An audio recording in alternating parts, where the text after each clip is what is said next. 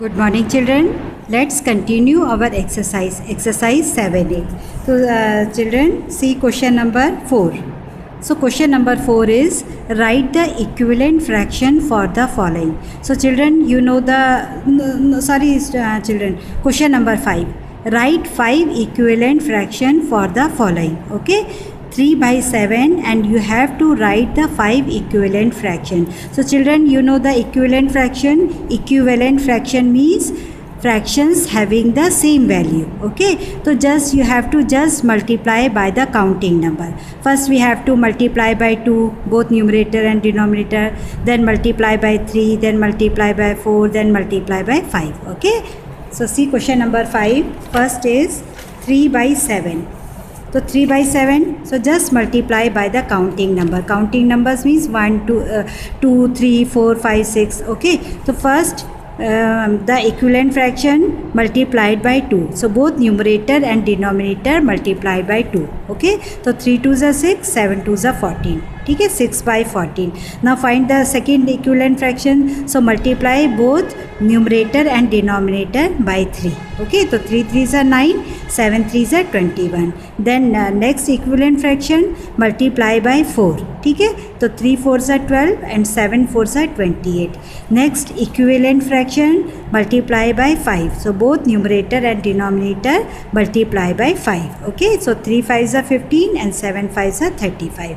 Next equivalent fraction multiply by 6. ठीक है, तो 3 6 are 18 and 7 6 are 42. So they all are equivalent fraction. Their value is equal to 3 by 7. ठीक है, अगर हम इसको सिंप्लीफाई करते हैं, जैसे 6 by 14 है, तो इसको सिंप्लीफाई करो. जैसे आपने 2 से इसको डिवाइड किया तो 2 3 are 6, 3 7 are 14. ओके, 3 by 7 आ गया वैल्यू. ओके, तो 6 by 14, 9 by 21, 12 by 28, 15 by 35 and 18 by 42. They are the equivalent fraction of 3 by 7. Okay, they are first 5 equivalent fraction of 3 by 7. Okay, 1 2 3 4 5. तो इक्विवेलेंट फ्रैक्शन के लिए क्या करना है? You have to just multiply by the counting number. First we have to multiply by 2, then 3, then 4, then 5, then 6. Okay, तो children this is very easy. Okay, तो B, C and D is your homework. You have to do it in practice copy. देखो, जैसे 12 by 17, first you have to multiply by 2. ठीक है, then multiply by 3, then 4, then 5 and then 6. Okay, then you get the 5 equivalent fraction of 12 by 17. Okay, then see the next question. Question number 6. Question number 6 is compare the fraction using greater, smaller or equal sign. So see children, देखो 4 by 7 and 6 by 7. So first we have to find whether they are like fractions or unlike fraction. So see the denominators, children. देखो 7 and 7, the denominator is same. It means they are like fraction. So compare its numerator 4 and 6. So 4 is smaller than 6. It means 4 by 7 is smaller than 6 by 7. Clear? Then see B, 1 by 8 and 1 by 12. So see the numerator children, 1 and 1. It means they are unit fraction. और unit fraction में आपको मालूम है ना, जिसका denominator सबसे छोटा होता है वो सबसे बड़ा होता है. तो 8 and 12, 12 is greater. ठीक है, 12 इसमें बड़ा है. But in unit fraction larger the denominator is the least, वो छोटा होगा. ठीक है, तो it means 1 by 8 is greater than 1 by 12. They both are unit fraction, but the denominator यहाँ पे क्या है, द डिनोमिनेटर ये बड़ा है, तो जितना बड़ा डिनोमिनेटर होगा वो फ्रैक्शन क्या होगा, उतना छोटा होगा. It means 1 by 8 is greater than 1 by 12. Then 3 by 4 and 2 by 5. So see children, 3 by 4 and 2 by 5, they are unlike fraction. Okay, so when the fractions are unlike, so how we compare it? By cross multiplication. आपको मैंने बताया था कैसे करके cross multiplication करते हैं. Cross multiplication में कैसे होता है, जैसे 3 by 4, 2 by 5. तो कंपेयर वो multiply the numerator of the first fraction with the denominator of the second fraction. Okay, and the numerator of the second fraction multiply with the denominator of the first fraction. ठीक है, cross में multiply कर दो. तो देखो 3 into 5 और 4 into 2. तो 3 5s are 15. ठीक है, और 4 2s are 8. तो 15 इज़ ग्रेटर देन 8, तो 15 किसकी वैल्यू है आपकी 3/4 की, और 8 कौन से फ्रैक्शन की वैल्यू है 2/5. Okay, it means 3/4 is greater then 2/5. Clear children? Then see D part. D part is 4/14 and 4/29. They are unlike fraction. Okay, so by using the cross multiplication method, okay, and then find out the which one is greater or which one is smaller. Okay, so this is the cross multiplication method. Okay, जब आपने इसको पूरा solve कर दिया तो 2/9 is smaller than 1/4. So children, question number 6, F, G and H is your homework in practice copy. Okay, then see question number 7, arrange the following fractions in ascending order. So children, you know the ascending order. Ascending order means smaller to greater. Okay, see children, there are 1, 2, 3, 4. There are 5 fractions. First one is given as a mixed fraction. ठीक है, 8/15 is the proper fraction. This is the improper fraction. This is the improper fraction and this is the whole fraction. Okay, सबसे पहले आपको इनको एक जैसी form में लेके आना है. देखो क्वेश्चन नंबर 7 में देखो, change improper fraction into mix fraction. सबसे पहले जो आपके पास इम्प्रॉपर फ्रैक्शन है, first you have to convert into mix fraction. ठीक है, तो यहाँ पे देखो 100/15 and 56/15 they are given in improper fraction. तो first we have to convert into mix fraction. इन दोनों को हम पहले मिक्स फ्रैक्शन में बनाएंगे. देखो 100/15 था, ठीक है, आपने इसको डिवाइड किया 15 से, 15 6 90 10. सो इसका होल नंबर इसका मिक्स फ्रैक्शन कैसे कितना बन गया 6 होल नंबर 10/15. आता है ना आपको कैसे करते हैं. इसी तरीके से देखो 56/15 इसको भी आपने करा तो ये करके कितना आ गया 311/50.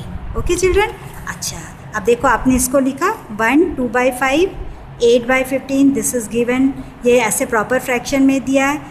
100/15 the mixed form is 6 10/15, then 56/15 is 311/15. Okay, then 6 10/15 and 9 8/15. Okay, 1 2 3 4 5. Yes, now compare it children. देखो 8, अब ये सब क्या है, they all are given in mix form, ये मिक्स फॉर्म में दिया है. ठीक है, and 8/15 is the proper fraction. तो स्मॉलर कौन सा हो गया इसमें पहले 8/15. और now compare it the whole number. देखो इसमें 1 है, यहाँ पे 3 है, फिर 6 है, फिर 9 है. तो 1, देन आफ्टर 1 के बाद क्या है 3, देन 6, फिर 9. ठीक है, तो 1 2/5 ये हो गया 1 2/5. 3 11/15 कौन से फ्रैक्शन का है 56/15. ठीक है, फिर क्या आंसर है 6 10/15 6 10/15. Okay, then 9 8/50. Okay, so now they are arrange in ascending order. तो सिंपल, जो इम्प्रॉपर में थे आपने पहले उसको मिक्स फ्रैक्शन में कन्वर्ट कर दिया और उसके बाद उसको अरेंज कर दिया असेंडिंग ऑर्डर में. Okay, B part 1/8 1/15 1/110 1/53 and 1/72. So see children, they are all unit fraction. ठीक है, having the same numerator. So children, we know the fraction with the same unit fraction में क्या होता है, if the fractions are unit, the least denominator, the larger denominator is the least one. Okay, the larger denominator is 110. It means it is the smallest one. ठीक है, ये सबसे आपका क्या है, सबसे छोटा है. तो आप देखो इसको, the fractions with the least denominator is the greatest. It means 1/110, then 72, 53, 15 and 8. Arrange in ascending order. पहले 110 वाला छोटा है, then 72, 53, 15 and 8. Okay.